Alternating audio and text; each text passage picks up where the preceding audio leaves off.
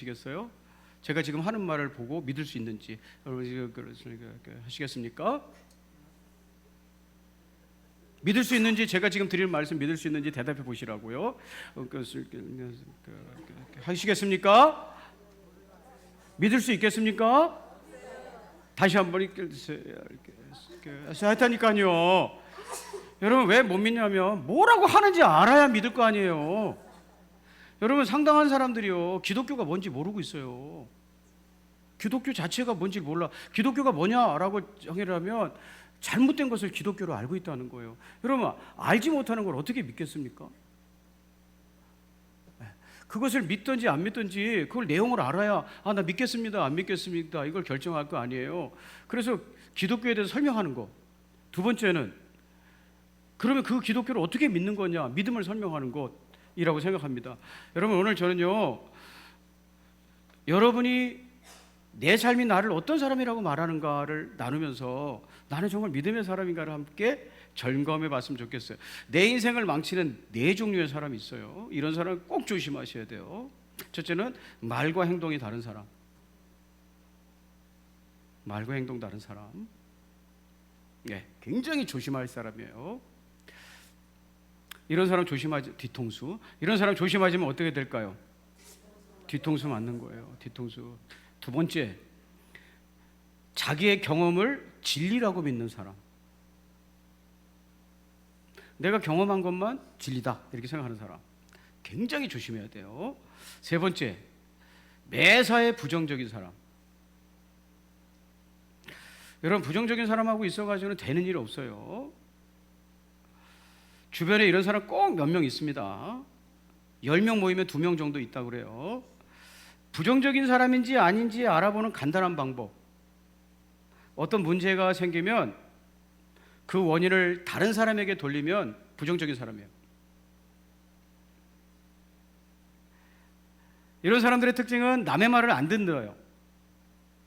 이런 사람들은 여기 조언해 보니까 피하는 게 상책이다.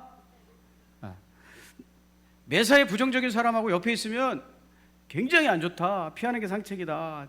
네 번째, 나 돈 벌게 해주겠다는 사람. 굉장히 조심해야 될 사람. 여러분 저는 평생 여태까지 살았는데, 하나님의 은혜로 여기까지 살아왔는데 아파트 주겠다는 사람 한 사람도 없었어요. 아파트를 줄게요 목사님 이런 사람 하나도 없었어요. 이순영 목사님 심각하게 쳐다보지 말고 아파트 좀 주실래요?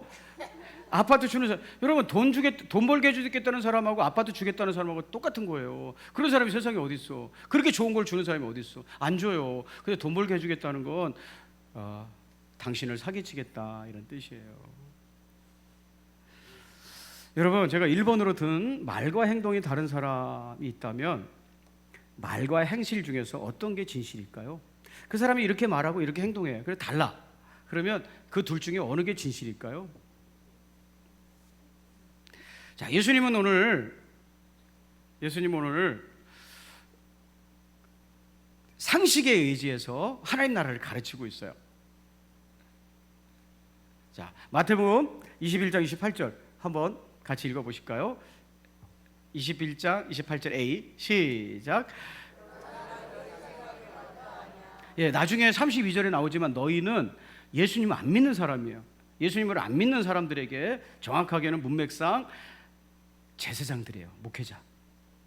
제사장들하고 백성의 장로들에게. 그 당시에 하나님 때문에 지도자가 된 사람들이 제사장과 백성의 장로들이거든요. 하나님 때문에. 만약에 하나님이 안 계시면 그 사람들은 제사장 할 필요도 없고 백성의 리더가 될 이유가 없는 사람들인데 하나님을 안 믿었어요. 그게 너희예요, 너희. 그러니까 너희 생각에는 어떠하냐? 그래서 너희는 하나님을 믿지 않는 사람들. 그러니까 그들의 생각은 물은 거니까 이게 상식이에요, 상식. 야, 너희들이 한번 상식적으로 생각해봐라. 자, 이 둘 중에 어떤 사람이 아버지의 뜻을 따르냐 하고 얘기를 들려주세요. 어떤 아버지가 포도원이 하나 있었는데 포도원이 아주 바빴는지, 아니면 아버지는 날마다 무더위 속에서 일하는데 두 아들놈은 놀기만 해서 그게 꼴보기 싫어서 그랬는지 알지 못하지만 아무튼 분명한 것은 두 아들이 같은 곳에 있지 않고 다른 곳에 있었나 봐요. 그래서 한 아들을 찾아가서, 큰 아들을 찾아가서 이렇게 얘기했다는 거예요. 아들아, 포도원에 가서 일 좀 해라. 응? 건강한 육신 가지고 그게 뭐 하는 거야? 빨리 가서 일해. 이렇게 얘기했대요. 그랬더니 큰 아들이 이렇게 대답했답니다. 뭐라고 대답했는지 함께 읽겠습니다. 시작.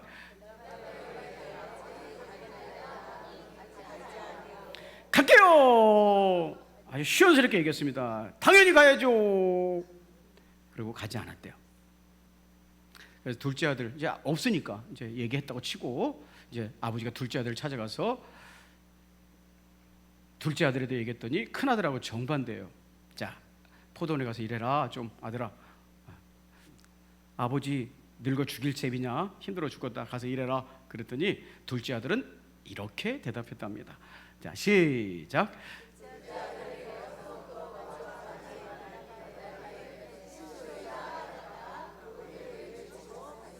실소이다? 그러다가 뉘우치고 갔대요.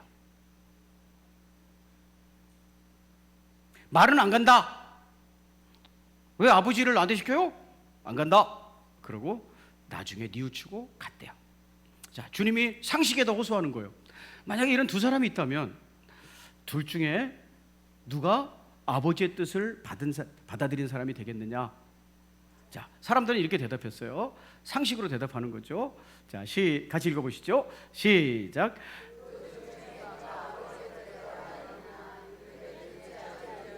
그 당시 사람들은 둘째 아들이겠네요 라고 대답했다는 거예요. 말은 안 한다고 했지만 실제로 한 사람, 둘째 아들.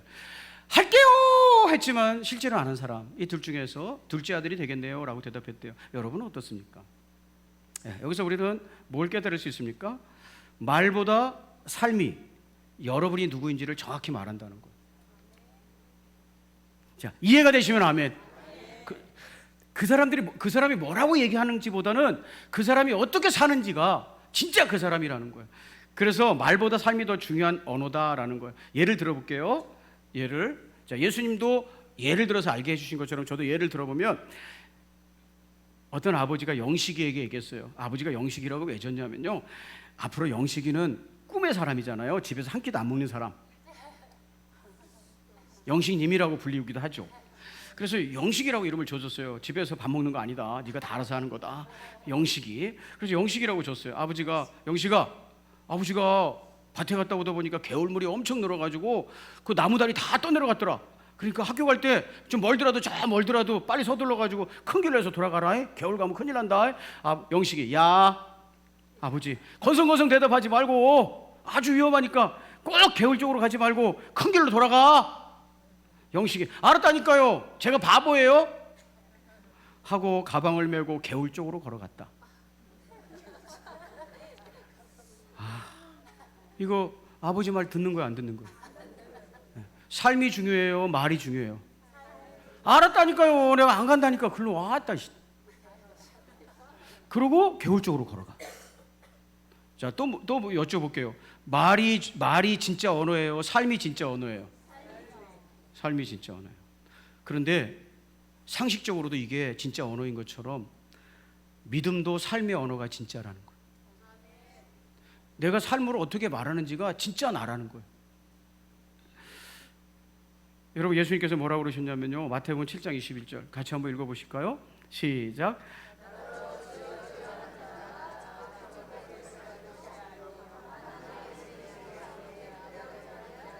들어가리라. 아멘. 주여 주여 하는 자마다 영어로는 says라고 써 있잖아요. 주여 주여라고 말한다는 거예요. 주여 주여, 뭐 다치기만 해도 아유 주여, 이렇게. 그런데 그의 삶에 아버지의 뜻이 없는 거예요.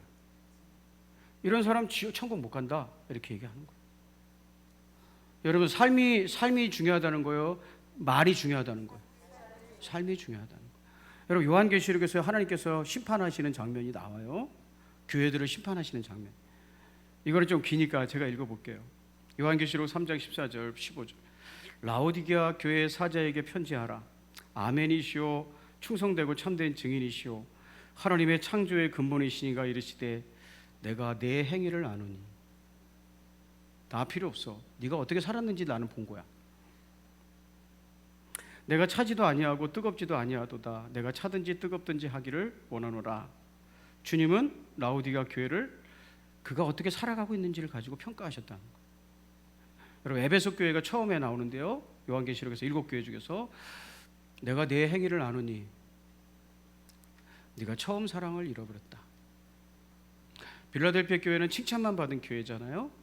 6번째 나오는 교회예요. 빌라델피아 교회를 향해서 주님 뭐라고 그러신지 아세요? 내가 내 행위를 아노니 내가 적은 능력을 가지고도 내 말을 배반하지 아니하였다.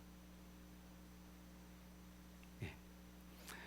처음부터 끝까지 하나님은 그의 행실만 보는 거예요.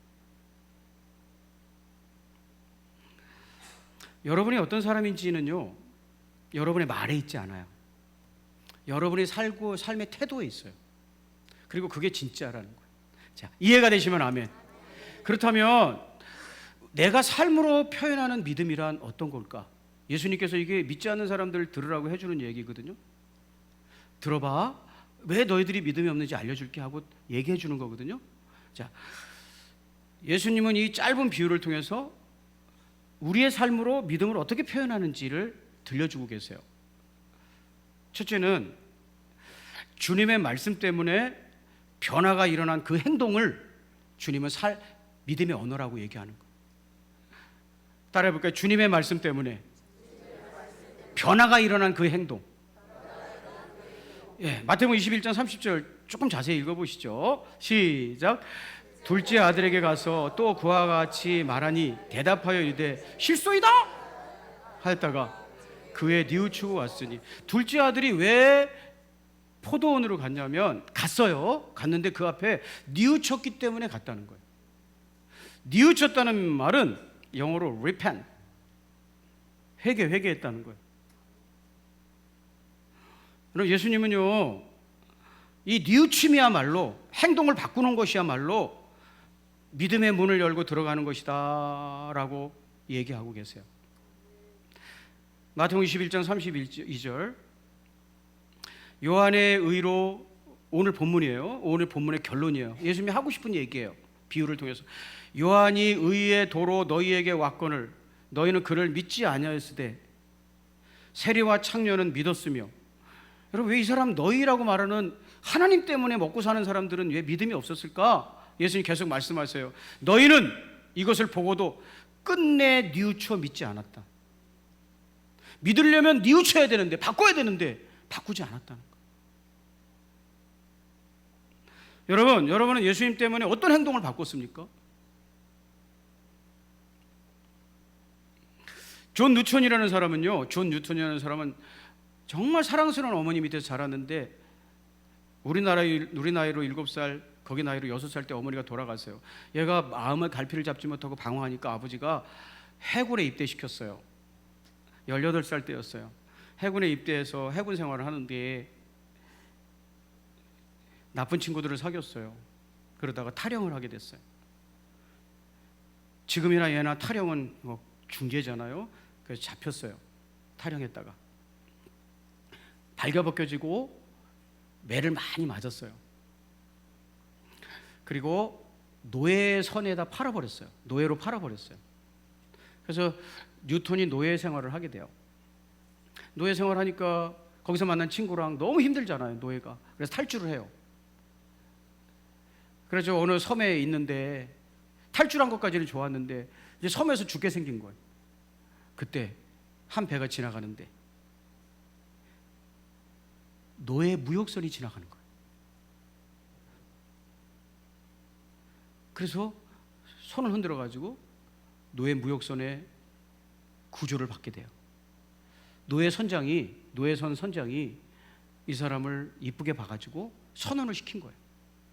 그래서 이 사람은 노예 무역선에서 7년을 일하면서 나중에 선장까지 돼요. 노예선 선장으로 일하고 있는데 폭풍우를 만나요. 이제 죽는 거예요. 그래서 하나님께 기도했어요. 어머니가 가르쳐줬던 그 하나님, 내 삶을 구해주신다면 내가 다시는 이런 삶을 살지 않겠습니다. 그런데 기적적으로 뉴턴이 그 폭풍에서 구원받은 거예요. 그리고 이 사람은 정말 예수님을 만나고 삶을 바꿨어요. 그리고 지은 노래가 나 같은 죄인 살리신. 여러분, 존 뉴턴은 그의 삶을 바꿨을까요? 안 바꿨을까요? 노예손 선장으로 계속 살았을까요? 안 살았을까요? 노예손 선장으로 이제 살지 않고 노예를 반대하는 일에 앞장섰어요.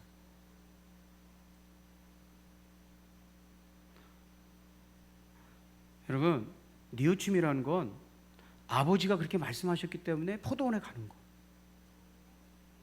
말하는 게 아니라 포도원에 가는 거. 여러분, 여러분이 예배로 나는 예배자라고 지금 말하고 있습니까? 저는 아니라고 생각해요. 정말 아니라고 생각해요. 여러분, 예배자가 늦게 옵니까? 예배가 아니에요. 여러분은 나 예수 믿는 사람이고요, 크리스찬이에요 라고 입으로 뭐라고 하는지는 상관없어요. 여러분의 삶이 나는 예수를 안 믿어요 라고 말한다는 거예요. 여러분, 삶이 말한다는 걸 기억하시고 하나님 말씀 때문에 뉘우치고 바뀌고 변화되기를 주의 이름으로 축복합니다. 그게 믿음이라는 거예요.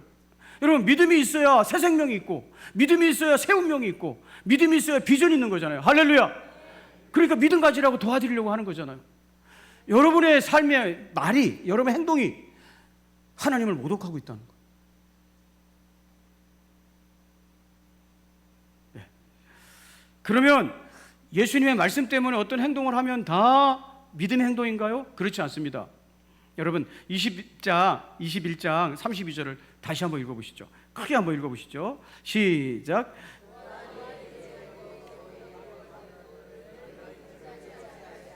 세례와 창녀는 믿었으며 너희는 이것을 보고도 끝내 뉘우쳐 믿지 아니하였도다. 죄송해요. 여기가 아니고 21장 30절. 21장 30절 시작. 둘째 아들에게 가서 또 그와 같이 말하되 대답하여 이르되 실소이다 하였다가 그 후에 뉘우치고 갔으니, 예수님의 그 아버지의 말 때문에 그의 삶과 태도를 바꿨는데, 아버지에게 나 갈게, 아버지 나 갈게 이러고 간 게 아니라 그냥 갔대요.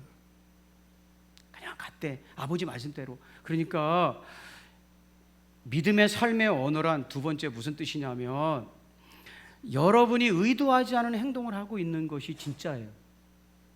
여러분, 거짓말이 있잖아요. 거짓말은 의도된 말이잖아요. 남을 속이기 위해서.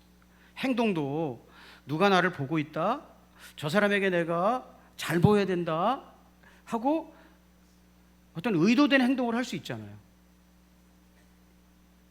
이건 삶의 언어가 아니라는 거예요. 어떤 사람이 나를 평가하고 있다는 것을 의식하고 어떤 행동을 하는 것은 우리가 말하는 믿음의 삶의 언어가 아니라는 거예요. 이 아들은 아버지가 포도원에 가라니까 아버지 나 간다 봐봐 이렇게 가는 게 아니라, 우리 아버지가 처음이자 마지막에 부탁했는데 내가 싫어요! 이게 말이나 되는 소리냐.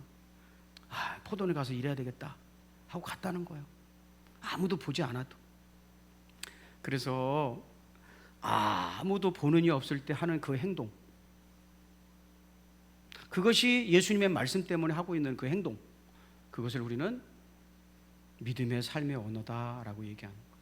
여러분, 제가 특정 개인이 드러날 수 있기 때문에 각색을 해서 얘기를 들려드릴 테니까 여러분이 맞춰보세요. 1번이 진짜 그의 삶의 언어인가, 2번이 삶의 언어인가. 1번, 어떤 목사님이 강단에서 찬송을 인도하는데 눈물을 흘리면서 찬송하는 거예요. 목소리가 굉장히 좋으세요. 물론 저보다 못하겠지만 목소리가 굉장히 좋아요. 그러니까 심금을 울린다고 그러잖아요. 그 목소리를 듣고 찬양을 하는데 성도들이 다 같이 우는 거예요. 목사님이 눈물 흘리면서 우니까 감동을 받았어요. 그래서 목사님이 이제 자기 순서가 끝나서 자기 위치로 돌아왔어요. 팔짱을 끼고 뒤로 제끼고, 그 다음에 이제 말씀 순서가 있고 헌금하면서 찬송하고 있는 순서가 있는데 전혀 하지 않아요. 이러고 있어요. 이러고. 그리고 발은 앞에 거기에 올려놨어요. 옛날 의자는 그래요. 거기 올리는 데가 있어요. 거기다 올려놓고 있어요. 자, 이게 2번 행동이었어요. 여러분, 1번 행동이 진짜일까요? 2번 행동이 진짜일까요? 얘기를 못 알아들으시는구나. 1번은 당신의 순서가 되니까 강단에 올라와서 찬송을 잘 하셨어요. 그 찬송 소리를 듣다가 울었어. 감동적이에요. 그런데 이제 자기 순서, 당신의 순서가 끝나니까 의자로 돌아와서 팔짱을 끼고 뒤로 덕 제끼고 앉아가지고 이제 찬송 끝나면 말씀 선포자도 있고 뭐 기도자도 있고 그랬어요. 그리고 헌금도 진행되고 전혀 아무것도 하지 않아요. 저는 바로 제 옆에 앉았어요. 충격을 받은 게 뭐냐면 목회자가 이렇게까지 타락해도 되는 거냐? 우리가 무슨 쇼를 하는 사람들이냐? 강단에 올라가서 무슨 종교 쇼를 하기 위해서 올라가는 사람들이냐? 이런 생각이 들었어요. 여러분 한번 대답해 보세요. 1번이 진짜예요? 2번이 진짜예요? 다른 사람이 나를 주목할 때 하는 행동, 그것은 자기적인 거예요. 꿈인 거예요. 아무도 보는 이 없이 이제 내 자리에 와서 앉아 있을 때 그 사람이 진짜 누군지가 드러나는 거예요. 여러분 그렇게 앉아 있어도 그 사람은 예배자여야 해요? 아니어야 돼요? 예배자여야 하지. 예배자는 찬송하는 사람 있죠.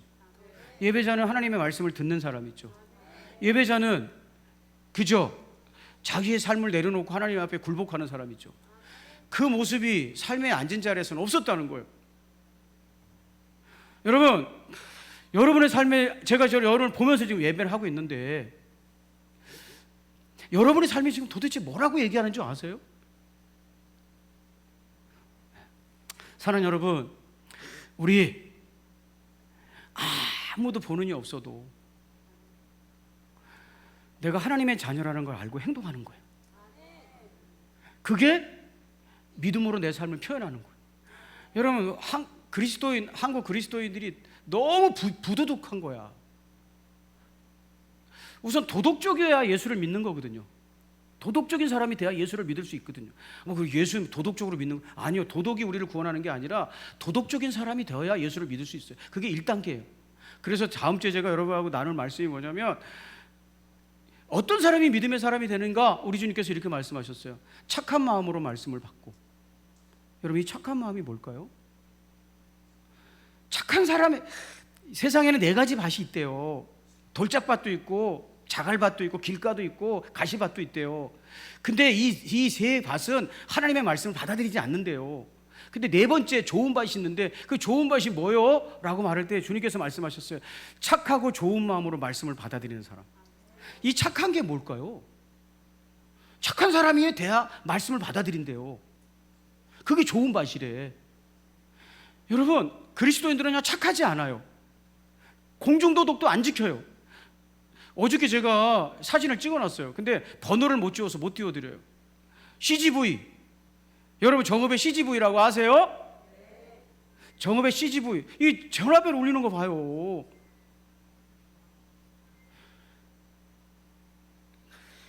여러분 정읍 CGV에 거기 앞에 정관장이 파는 데가 있어요. 거기 건널목이 있어. 건널목에다가 차를 세우면 안 되는 거예요.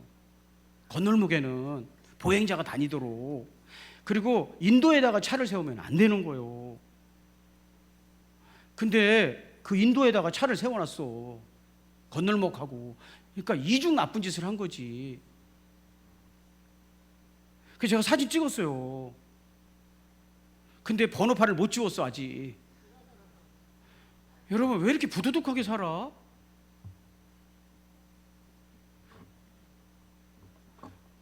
여러분 부도덕하면 그러니까 이런 마음을 가지고는 예수님께 나아가지를 못하는 거예요. 여러분 여러분의 삶이 난 하나님을 인정합니다 라고 되어야 그게 예수의 믿는 사람이라는 거예요. 아무도 보는 이 없어도 그렇게 살아갔으면 좋겠어요. 하나님의 은혜가 여러분에게 있기를 진심으로 축복해요. 여러분 깜깜한 밤을 걸어갈 때나 아무도 보는 사람이 없어도 우리 예수님하고 동행하기를 결단하며 다 같이 일어나셔서 주와 같이 길 가는 것 고백했으면 좋겠어요.